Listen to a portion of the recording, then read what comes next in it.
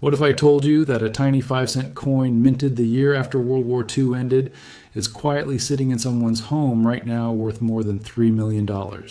And the person who owns it has absolutely no idea. Let that hit you for a second. $3 million for a nickel. Not a gold coin.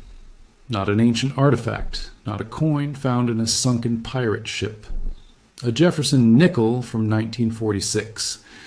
And before you laugh, before you say that is impossible, I want you to stay with me, because what you are about to hear is going to completely change the way you look at every single coin in your pocket, your drawer, your old coin jar that has been sitting on your shelf, collecting dust for 20 years.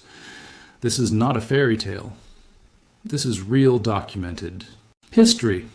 And by the end of this video, you are going to understand exactly why certain 1946 Jefferson nickels are worth more money than most people earn in an entire lifetime. So lock in, because we are just getting started. The year is 1946. World War II has just ended. America is celebrating. Soldiers are coming home. Factories that once built weapons and tanks are switching back to producing everyday goods, and that includes coins. The United States Mint is running at full speed. They are producing millions and millions of Jefferson nickels to feed the post-war economy that is roaring back to life. And here is where the story gets interesting. During the war years, from 1942 to 1945, the U.S. Mint was actually using a special silver alloy in their nickels, because regular nickel metal was being saved for military use. But in 1946, they switched back to the standard copper-nickel composition. In this transition period, this exact moment in American minting history created the perfect conditions for some of the most valuable coins ever produced. Now pay very close attention, because what I'm about to tell you is the single most important thing you will learn today. Not all 1946 Jefferson nickels are created equal. 1946, the U.S. Mint produced coins at 3 different locations, and each location stamped a tiny mark onto the coin to identify where it came from. This tiny mark is called the mint mark. And this mint mark is the difference between a coin worth 5 cents and a coin worth an absolute fortune. The Philadelphia Mint produced coins with no mint mark at all. The Denver Mint produced coins with the letter D. The San Francisco Mint produced coins with the letter S. You find the mint mark on the 1946 Jefferson nickel on the reverse side of the coin, which is the side showing Monticello, the famous home of Thomas Jefferson. Now look to the right side of Monticello, that tiny letter sitting just to the right of the building. That is your golden ticket, or in this case, your $3 million ticket. But here's the twist that nobody talks about. Here is the secret that the mainstream coin world has been hiding in plain sight. It is not just about which mint made the coin. It is about the errors. Oh yes, the errors. See, in 1946, the coin. Presses were working overtime. Workers were exhausted. Production quotas were enormous. And in that rush, in that chaos, something extraordinary happened. A small number of 1946 Jefferson nickels were struck with a double die error. What does that mean? It means that when the die, which is the metal stamp used to press the image onto the coin, was being prepared, it was accidentally hubbed twice at slightly different angles. The result is a coin where certain design elements appear doubled. You can see it on the letters. You can see it on Thomas Jefferson's portrait.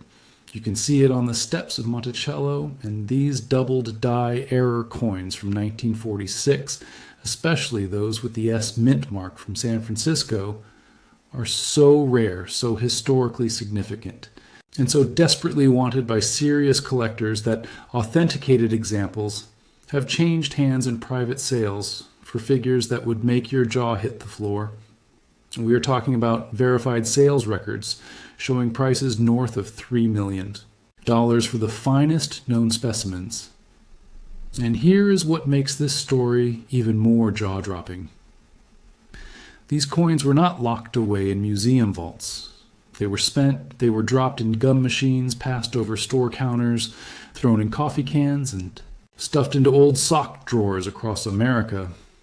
Right now, somewhere in the United States, there are 1946 Jefferson nickels sitting in estate sale boxes, in antique shop bins, and old mason jars in grandparents' attics, and in childhood piggy banks that nobody has opened in 40 years.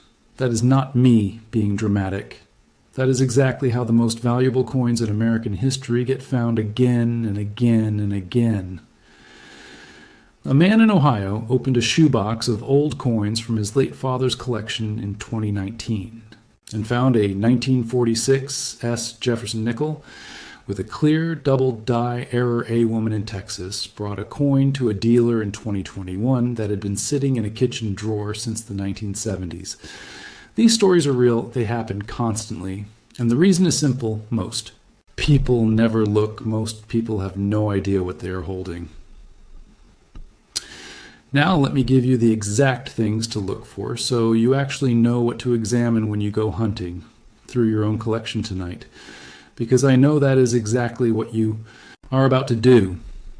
First, look at the date 1946. Make sure it is clear and sharp and reads 1946. Second, flip the coin to the reverse side and locate the mint mark to the right of Monticello. An S mint mark from San Francisco is the most valuable. Starting point AD mint mark from Denver is extremely collectible. No mint mark from Philadelphia still has strong collector value for error coins. Third, get a magnifying glass and look very carefully at the letters and the words 5 cents and Monticello. Any letters appearing slightly doubled are the lines appearing thicker than they should be. Is there a shadow effect around any of the text or numbers? That doubling that shadow, that is what you are looking for. That is the mark of a die error. That is the sign that what you are holding could be worth thousands or potentially millions, depending on condition. And grade fourth, examine the condition coin grading runs from 1 to 70 on what collectors call the Sheldon scale, a coin graded MS65, or higher, which means mint state with almost no wear. And beautiful luster under magnification can multiply the value of an already rare coin by 10 times, 20 times, even 50 times, compared to a well-worn example, the 1946 Jefferson nickels that have sold for the highest prices are always high-grade examples, with sharp strike full steps on Monticello and original mint luster that practically glows. Full steps is another key term you need to know on the reverse of the Jefferson nickel. You can see the steps leading up to Monticello on a perfectly struck coin with no weakness. You can count all 5 or 6 individual steps. Clearly, coin dealers and graders designate these coins FS for full steps A 1946, S Jefferson nickel graded MS 66. Full steps with a confirmed double die error. Now that is the coin that makes grown adults cry at auction. That is the coin that retirement accounts are built on. That is the coin that changes families forever. Now here is the twist. I promised you the twist that nobody sees coming. For decades, most casual collectors looked at 1946 Jefferson nickels and thought the war coins were the valuable ones. They chased the 1942 through 1945 Silver War nickels because those contained actual silver, and silver has real melt value, but the serious money. The generational wealth hiding in plain sight, it was always in the post-war transition years. It was always in 1946, because 1946 was the first year of a new era in American coinage. New dies, new compositions, new. Pressures on mint workers and all of that equals the highest concentration of rare transitional errors and varieties in the entire Jefferson nickel series. Coin experts and numismatists who have studied this series for decades will tell you the Same thing if you are going to look hard at any single year in the Jefferson nickel series. Make it 1946. Make it the year the world exhaled after the war. Make it the year when tired mint workers pressed coins that now represent some of the most valuable 5-cent pieces in the history of American currency. So here is what I want you to do right now tonight.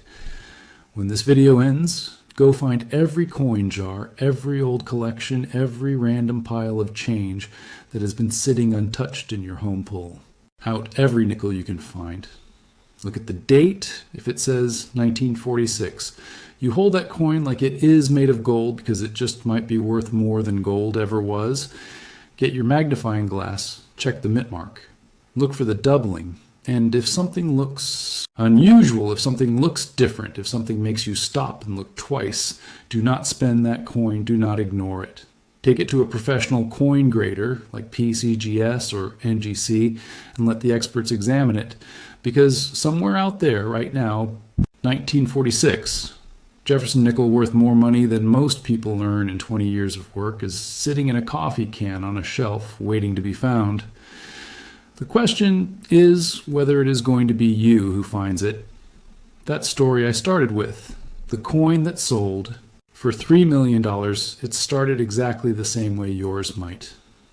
With someone who almost didn't look, almost walked past it, almost said it was just a nickel. Don't be that person. Look. Because history and wealth and the most extraordinary discoveries in the coin world always go to the people who pay attention. Now, if this video changed the way you think about old coins, if it made you want to run to your coin jar right now, then do me one favor, hit that like button right now, because it tells me you want more videos like this, and subscribe to this channel because we are dropping coin discovery videos every single week. And the next one might be about a coin sitting in your pocket right now worth more than everything in your wallet combined.